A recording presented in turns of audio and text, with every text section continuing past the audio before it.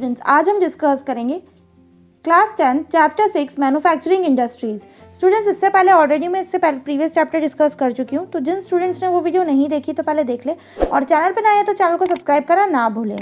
आइए स्टार्ट करते हैं students. On the occasion of Diwali Harish went to a market with his parents. जब दिवाली का ओकेजन होता है स्टूडेंट्स, तो यहाँ पर एक शॉर्ट स्टोरी बताई गई है कि हरीश क्या गया, मार्केट में गया अपने पेरेंट्स के साथ। तो they purchase shoes and clothes for him, shoes खरीदे, क्लोथ्स खरीदे उसके लिए। His mother purchase utensil, sugar, tea and diyas, earthen lamps. Harish observed that the shops in the market were flooded with the items for sale. Harish ने जब वहाँ देखा तो उसको लगा कि मार्केट पूरा फ्लडेड, मतलब मार्केट पूरा भरा हुआ है और काफ़ी सारे आइटम सेल के लिए अवेलेबल है। तो he wondered how so many items could be made in such large quantity. उसको लगा इतने सारे आइटम्स कैसे बन सकते हैं। तो his father explain that shoes, clothes, sugar etcetera are manufactured by machines in large industries, some utensils are manufactured in small industries. तो उसके फादर ने उसको एक्सप्लेन किया कुछ चीज़ें लार्ज इंडस्ट्रीज में बनती है, कुछ स्मॉल में। While items like diyas are made by individual artisan in household industry, और दियाज जो है वो इंडिविजुअल आर्टिशन बनाते हैं हाउस होल्ड इंडस्ट्री के अंदर। तो do you have some ideas about these industries? क्या आप लोगों को भी आइडिया है इन सब इंडस्ट्रीज़ के बारे में? तो let's look out about this chapter. तो production of goods in large quantities after processing from raw material to more valuable product is called manufacturing. Manufacturing की डेफिनेशन क्या होती है स्टूडेंट्स? प्रोडक्शन करना गुड्स का, वो भी लार्ज क्वांटिटीज़ के अंदर, उसके बाद उसमें प्रोसेसिंग करना, जो रॉ मटेरियल कच्चा माल आता है उसको प्रोसेस करना और वैल्यूबल प्रोडक्ट को क्रिएट करना, उसको हम क्या कहते हैं? मैन्युफैक्चरिंग कहते हैं।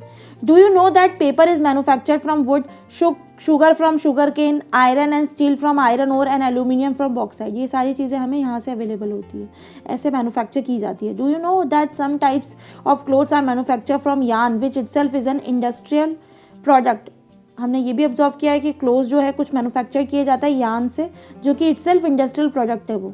People employed in the secondary activities manufacture the primary material into finish goods, और जो लोग हैं वो सेकेंडरी का मतलब ही होता है इंडस्ट्रीज सेक्टर, उसमें इंगेज रहते हैं। तो उनके पास जो प्राइमरी मटीरियल होता है उसको वो किस में कन्वर्ट करते हैं? फिनिश गुड्स में कन्वर्ट करते हैं। तो workers employed in steel factories, car brewers, textile industries, bakeries etcetera fall into this category.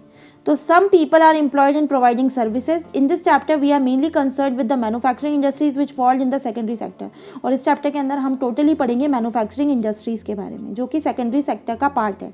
तो इकोनॉमिक स्ट्रेंथ जो है कंट्री की, वो मेजर की जाती है by the development of manufacturing industries. अब हम देखेंगे next topic, importance of manufacturing. Manufacturing का क्या इंपॉर्टेंस है? तो manufacturing sector is considered the backbone of development in general and economic development particular mainly because manufacturing sector को क्या माना जाता है? बैकबोन माना जाता है डेवलपमेंट प्रोसेस के अंदर। और जो इकोनॉमिक डेवलपमेंट है वो भी धीरे धीरे पर्टिकुलरली मेनली इसलिए हुआ है because of the following reason. पहला, manufacturing industry not only help in modernising agriculture, सिर्फ मॉडर्नाइज करने का ही काम नहीं है एग्रीकल्चर को, which forms the backbone of our economy. They also reduce the heavy dependence of people on agriculture income by providing them jobs in the secondary and tertiary sector. सिर्फ लोग agriculture पे dependent ना रहे, उसके अलावा भी लोगों के पास जॉब प्रोवाइड की जाए सेकेंडरी में और टर्शरी सेक्टर में, इसको बढ़ावा देती है मैन्युफैक्चरिंग, इसलिए मैन्युफैक्चरिंग की इंपॉर्टेंस है। नेक्स्ट, इंडस्ट्रियल डेवलपमेंट जो है is a pre condition for reduction of unemployment and poverty from our country. Industrial development बढ़ेगा तो ऑब्वियसली सी बात है अनएम्प्लॉयमेंट की प्रॉब्लम सॉल्व होगी और पॉवर्टी खत्म होगी देश से। तो this was the main philosophy behind public sector industry and joint sector venture in India. It was also aimed at bringing down regional disparity by establishing industries in tribal and backward areas. यही reason है जिसकी वजह से काफ़ी सारी industries लगाई जाती है ट्राइबल एरियाज़ में, बैकवर्ड एरियाज़ में, ताकि ये प्रॉब्लम सॉल्व की जा सके। Export of manufacture goods expand trade and commerce and brings in much needed foreign exchange. और जो एक्सपोर्ट किया जाता है मैन्युफैक्चर गुड्स का, उसकी वजह से भी हमारा ट्रेड एंड कॉमर्स बढ़ता है, और वो भी लार्ज फॉरेन एक्सचेंज की ज़रूरत जब पड़ती है तो वो मैन्युफैक्चरिंग का ही पार्ट है जो कि इस नीड को पूरी कर पाता है। Next, countries that transform their raw material into a wide variety of finish goods of higher value are prosperous. और जो कंट्रीज़ है जो ट्रांसफॉर्म करती है रॉ मटेरियल को फिनिश गुड्स में, वो हायर प्रॉस्परस तभी बन पाती है क्योंकि उसकी वैल्यू तभी क्रिएट हो पाती है जब हम रॉ मटेरियल को फिनिश गुड्स में कन्वर्ट करते हैं। और India prosperity lies in increasing and diversifying its manufacturing industry as quickly explore. और इंडिया इसीलिए प्रॉस्पर है क्योंकि वो बहुत इंक्रीजिंग ट्रेंड से और डाइवर्सिफाई कर लेती है मैन्युफैक्चरिंग इंडस्ट्री को, जितना क्विकली कर सके उतना quickly. Agriculture and industry are not exclusive of each other, they they move hand in hand. अगर हम एग्रीकल्चर और इंडस्ट्री को बोले तो दोनों आपस में एक साथ चलते हैं। For instant the agro industries in India have a give major boost to agriculture by raising its productivity.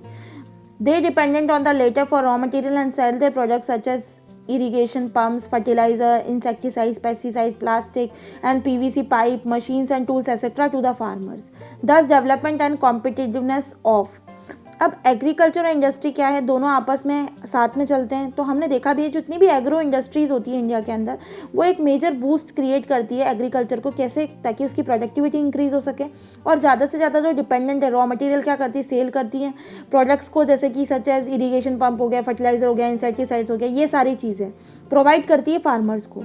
और इसी के साथ डेवलपमेंट फेज देखा जाता है। And competence of manufacturing industry has not only assisted agriculture in increasing their production but also made the production process very efficient। और इसकी वजह से एग्रीकल्चर ने सिर्फ मदद ही नहीं करी, उसके साथ प्रोडक्शन का जो प्रोसेस है वो भी बहुत ज़्यादा ईजी बना दिया। तो in the present day world of globalisation own industry needs to be more efficient and competitive. और अगर हम प्रेजेंट सिनेरियो की बात करें, पूरे वर्ल्ड के अंदर ग्लोबलाइजेशन जब से आया है तब से इंडस्ट्रीज़ को क्या बहुत ज़्यादा इफिशिएंट बनना पड़ता है और कॉम्पिटिटिव होना पड़ता है मार्केट की नीड्स के अकॉर्डिंग। और self sufficiency alone is not enough.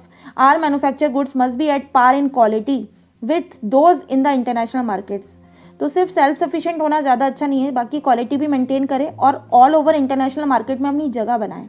Only then we will be able to compete in the international market, तभी हम कॉम्पीट कर पाएंगे इंटरनेशनल मार्केट से।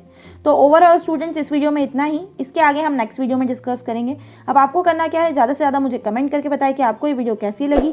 और जो स्टूडेंट चैनल पर नए वो चैनल को सब्सक्राइब करना ना भूलें और साथ में नोटिफिकेशन बेल आइकन को ज़रूर प्रेस कर दें ताकि मेरी अपकमिंग सारी वीडियोज़ की नोटिफिकेशन आपको मिलती रहे। जल्द मिलते हैं नई वीडियो के साथ। Thank you.